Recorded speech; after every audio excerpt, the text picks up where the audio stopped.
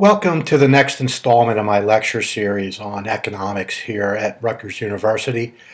This lecture is applicable to my microeconomics course and also to my American Economic History course. If you're a student in the American Economic History course, this is ancillary to the discussion that we have about mercantilism. So what I'm attempting to do here is to show you, as it says on the screen here, the welfare effects of moving from a closed economy to an open economy and taking a look at what people benefit from that conversion and the people who are made worse off. And then as a final contrast, what we're going to take a look at is we're going to stay with an open economy, but then we're going to place a tariff, that is a tax on the imported good, and take a look at, once again, the welfare effects of that. What happens to consumers and producers who are made better off and who are made worse off. And the way we're going to take a look at this is first we're going to look at a closed economy in the sector, in the economy. So we're going to take a look at, as that second bullet point states, a closed versus an open economy. What does an economist mean by a closed economy versus an open economy? And in the process of doing this, we're going to introduce a couple of concepts of consumer surplus, producer surplus, and total surplus. And these are the items that economists use to measure social welfare, or the well-being of society. So we're going to take a look at that. We're also going to take a look at, once you open up the economy, how do those imports impact consumers and producers and total welfare of society, the well-being of society. We are also going to understand what a tariff is and how that impacts the welfare of society, the well-being of society. And finally, we're going to take a look at something called, what economists call deadweight loss, how it's measured and how it's used by economists. So the goal here is we're going to take a look at a closed economy and show how prices and output are set in a closed economy. We're going to use that to illustrate what consumer surplus is, what producer surplus is, and what total surplus is, and how economists measure them. In comparison, then we're going to open up the economy to allow imports and see what happens to consumer, producer, and total surplus when the imports are allowed to come into the economy. And finally, we're going to institute a tariff and show how that impacts consumer, producer, and total surplus. All right, we'll also take a look at how we can account for the revenues that the government is going to generate from that tariff.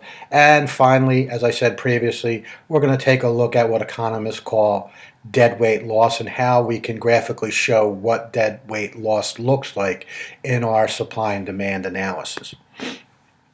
So first off, we're going to start with a closed economy. And by a closed economy, what economists mean is there is no international trade and there are no financial transactions.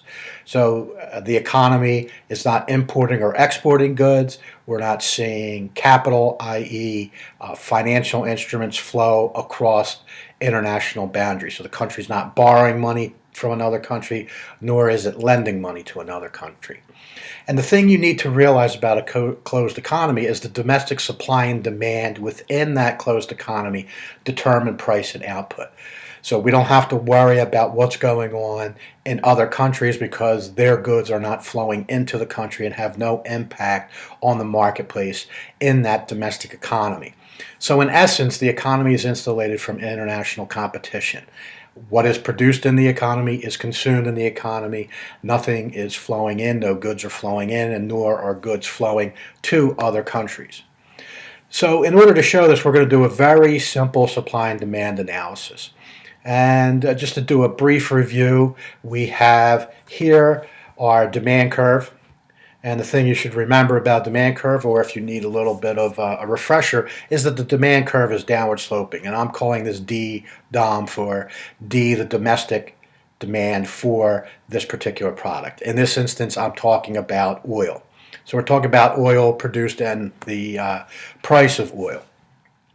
And we see here the domestic supply curve, that's upward sloping. So that's just a bit of a review that your demand curve is downward sloping, Your supply curve is upward sloping. Now, an equilibrium is when the supply and demand curves intersect one another. It's when the quantity demanded and the quantity supplied are equal to one another. So the equilibrium price and the equilibrium quantity occurs where the supply and demand curves intersect one another.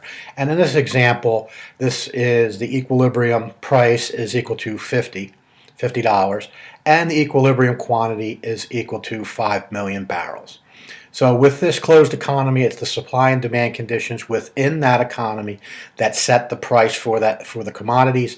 And in this case, we're talking about oil. So the equilibrium price is $50 a barrel, and there's 5 million barrels being produced and sold in this economy.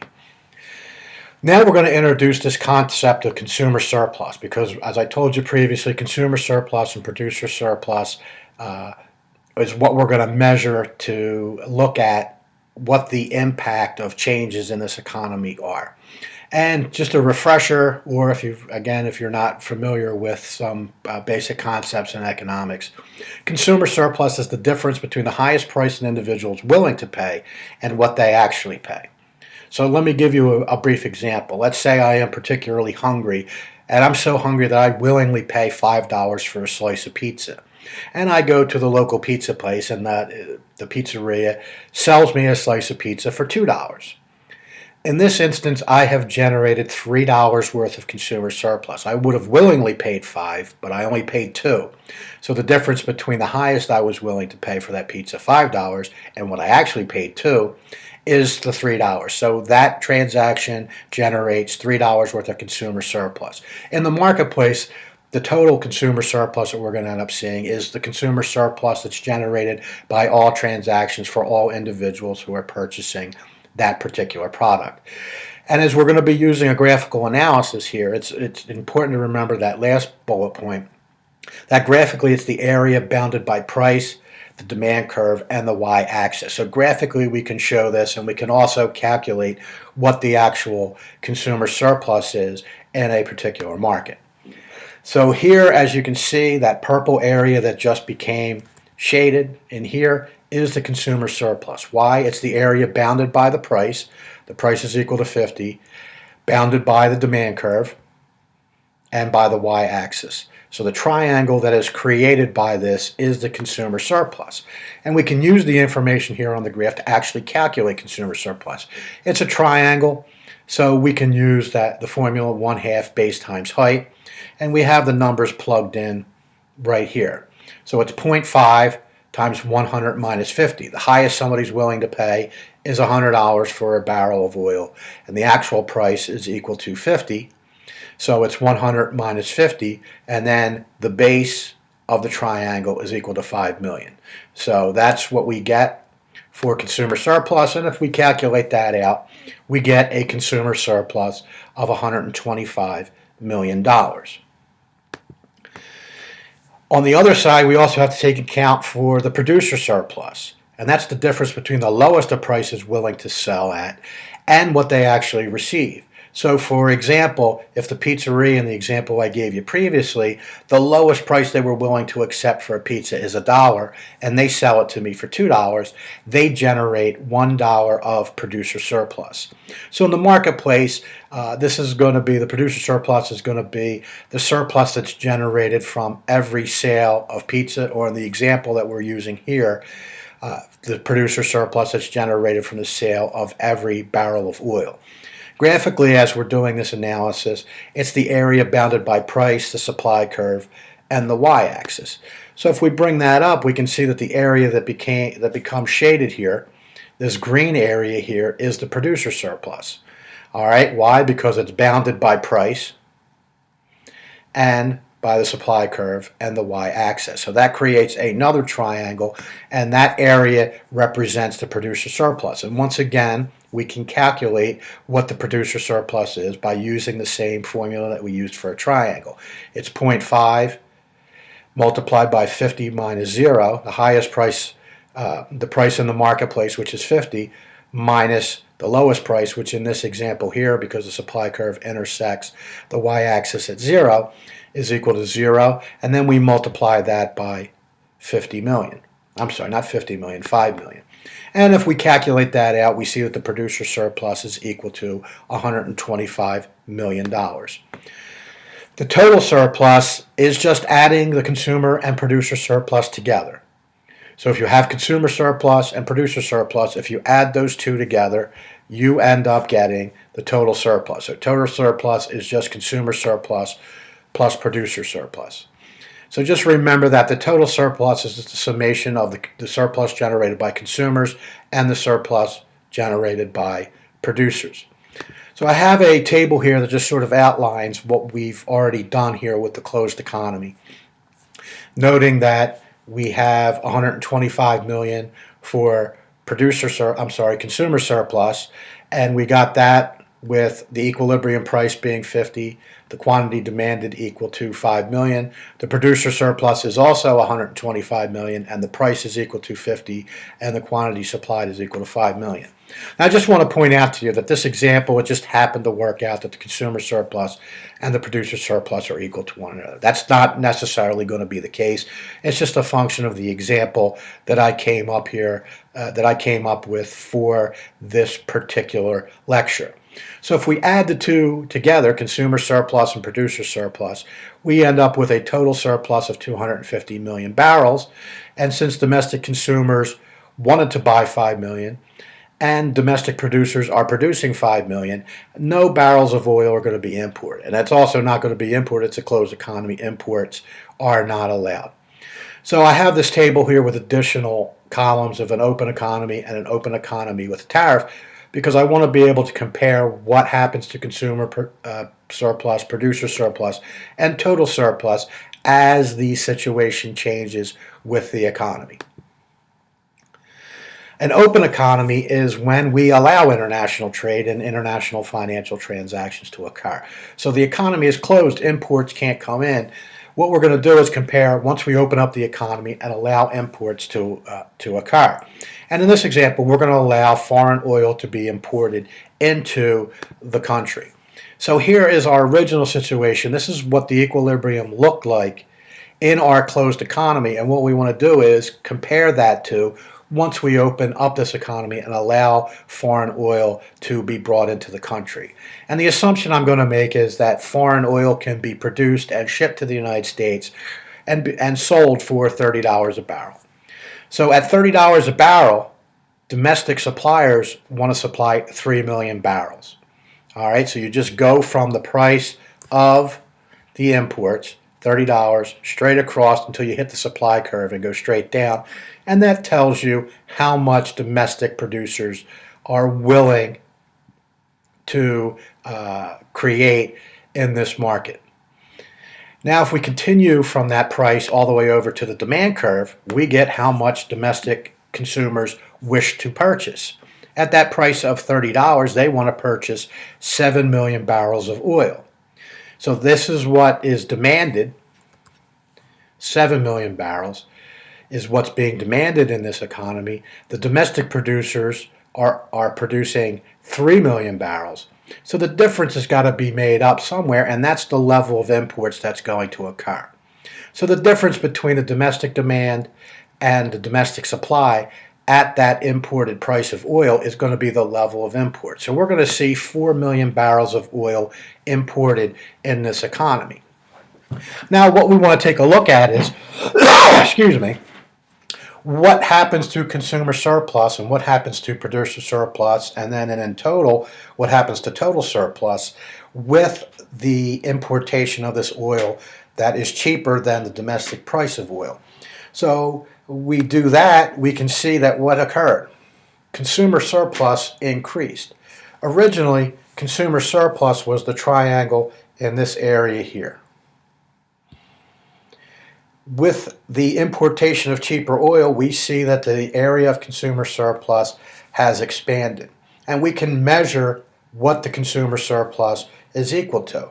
We could do the same calculation that we did previously using the same formulas. The difference is that now it's going to be $100, the maximum that somebody's willing to pay.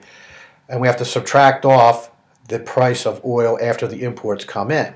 So it's 1/2 of 100 minus 30 multiplied by 7 million. The consumer surplus is 245 million. All right, so we can see that graphically we've shown that consumer surplus has expanded. The consumers are better off because of this, and we can put a dollar amount on that. We are also interested in what happens to producer surplus. All right, producer surplus has shrunk. Remember, the original area of producer surplus was the area below that $50 and above the supply curve. Now we can see that that producer surplus has shrunk. It has shrunk. Why? Because the domestic producers are only getting $30 per barrel when they were previously getting 50. So that's going to shrink their producer surplus. But it also shrinks on the other hand because before they were selling 5 million barrels of oil and now they're only selling 3. So we see a decrease in producer surplus. And we can calculate that like we did previously. It's going to be 1/2 multiplied by the price in the marketplace minus the minimum price, which is 0. And we multiply that by the quantity that they're selling, 3 million, and we get a producer surplus of 45 million. So let's take a look at the table and seeing by opening up this economy, what has occurred, who has been made better off and who has been made worse off, and then in total, what happened to total surplus. Well, we can see that consumers are made better off by opening the economy and allowing this cheaper oil to be imported. In the closed economy, consumers were generating 125 million in consumer surplus. Once we open up the economy, their consumer surplus has increased to 245 million. The consumer surplus almost doubled.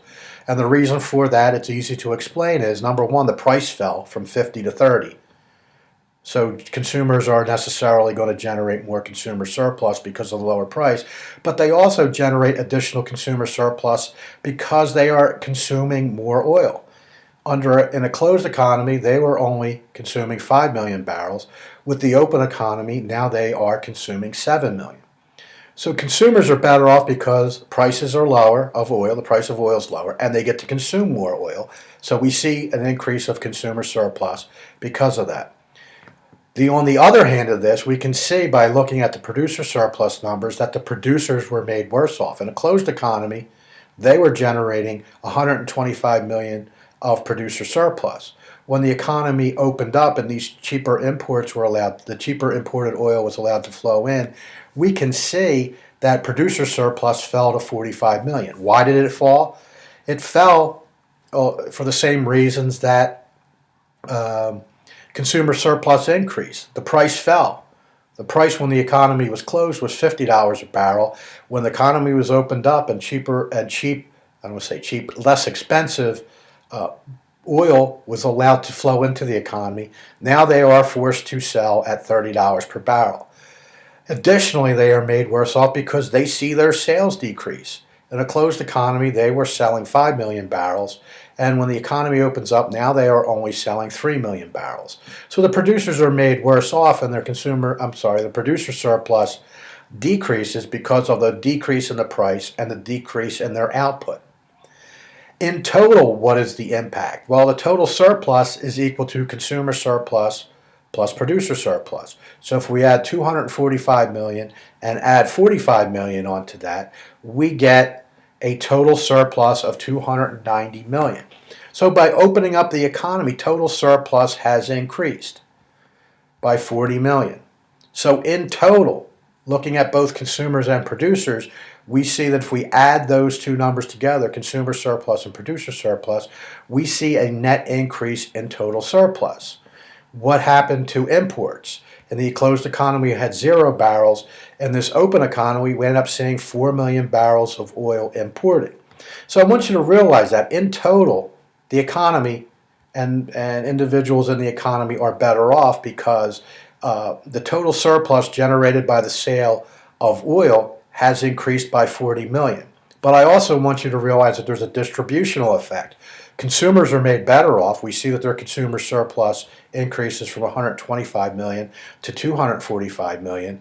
But on the other side of the coin, the domestic producers of oil are made worse off. They generate 125 million in producer surplus in the closed economy, but now in the open economy, they are only getting 45 million. So I want you to realize that when we open the economy up, the overall, this is economists would say this is more efficient because we have total surplus has increased because of opening up the economy. But I want you to realize that there's been a distributional effect. Consumers were made better off by this, but the producers were made worse off by this. Now let's contrast this with that we're going to keep the economy open, but we're going to institute a tariff. So this is the third column that we have right here. So what we're going to assume is that the government places a tariff, and a tariff is a tax on imported goods. And this tariff is going to be equivalent to $10 per barrel. So every barrel of oil that's imported in the United States has to pay a tax. The domestic producers don't have to pay the tax. So let's see what the impact of this $10 per dollar tariff is.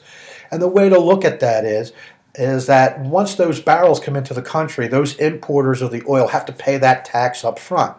So in essence, what occurs is they were selling oil at $30 per barrel. Their cost of production of selling that has increased by 10.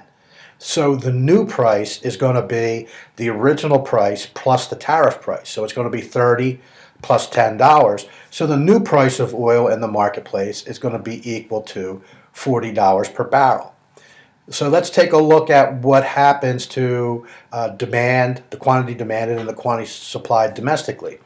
At that $40 per barrel, if we go straight across, when we hit the supply curve and go straight down, that shows at that higher price of $40 per barrel, domestic producers are going to produce 4 million barrels of oil. If we go from the price all the way across that new price with the tariff, all the way over to the demand curve and straight down, now consumers demand 6 million barrels. So the difference between the quantity demanded domestically and the quantity supplied domestically is going to be the level of imports. So the level of imports after this $10 tariff on oil, on a barrel of oil has been put in place, we will see imports of 2 million barrels. We will see people are going to consume 6 million. Domestic producers are going to produce 4 million, and the difference between those two will be made up with imports. So the question now is, what's going to happen to consumer and producer surplus because of this $10 tariff? And as you can see, consumer surplus shrinks. All right, that top portion here got smaller, and so the consumer surplus is smaller, and the producer surplus has increased. And we can calculate what the actual consumer surplus is.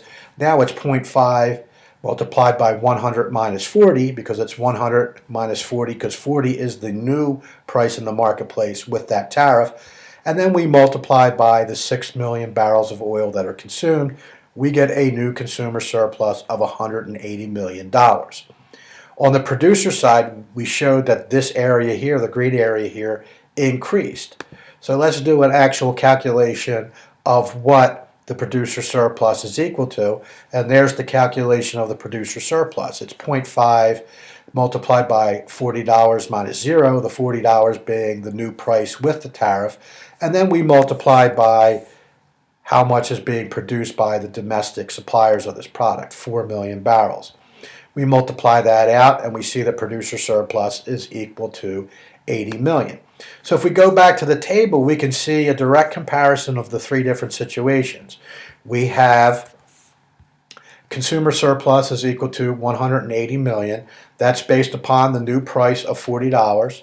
All right, it's the import price plus the $10 tariff, and people are consuming 6 million barrels of oil during this time period. We can see we have a new producer surplus. The producer surplus increased from 45 million to 80 million. The reason being is twofold. The price goes up because now they can sell at a price of $40 a barrel versus the $30 per barrel that they were selling without the tariff.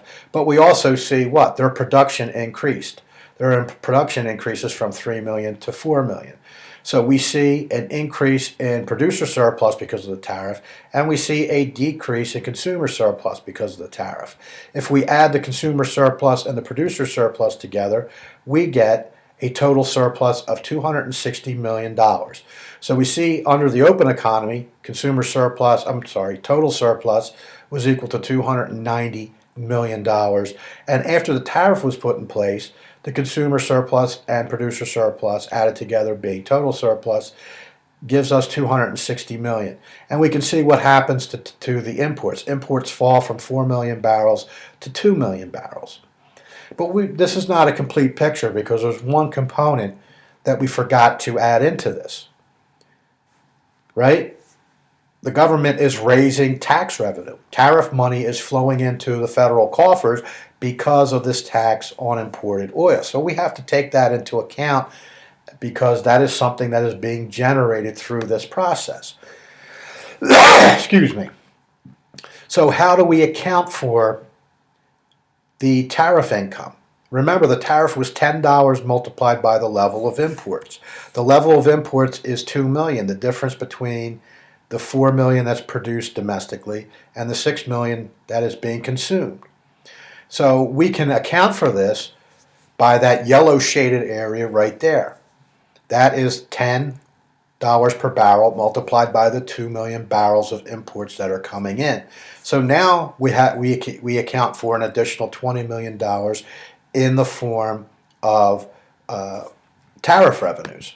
So let's take a look at that table, and I changed the bottom row to indicate total surplus for a tariff. The first two columns don't change for total surplus because the tariff did not exist. And now I've added in the $20 million that was generated from the government. Even accounting for this, what you end up seeing is that total surplus, we can account for $290 million being generated in total surplus before the tariff is instituted, and we can only account for $280 million of total surplus plus the tariff. The total surplus was $260 million plus the $20 million that was generated in tariff revenues. So the institution of this tariff, there's $10 million worth of consumer surplus that we cannot account for. It's gone. Some people would say it is destroyed. This is what economists refer to as something called deadweight loss. And we can account for those two. If you think about it, if you take a look at these two little triangles here, right in this area, and in this area here. Before the tariff, this used to be consumer surplus, and this also used to be consumer surplus. They no longer exist. That is what economists refer to as deadweight loss. When consumer surplus and producer surplus are destroyed, all right, total surplus has gone down. That is considered by an economist to be the deadweight loss of that policy. And that 10 million is the deadweight loss is equal to 10 million. If you calculate the areas of these two little triangles here, they are the deadweight loss. This used to be consumer surplus, and this used to be consumer surplus. We can account for other parts of consumer surplus. This used to be consumer surplus, but it's been transferred to the government in form of tariff revenues. And this area in here between 30 and 40 used to be consumer surplus, but that got transformed from consumer surplus into producer surplus. But once again, realize that these two triangles here are consumer surplus that did not exist. And this is how economists measure efficiency in a transaction. All right, by instituting the tariff, there is deadweight loss. There is inefficiency, as economists would say, in the institution of that tariff. Now, you might disagree with the argument that allowing free trade is good or it's bad. Economists don't generally use those terms.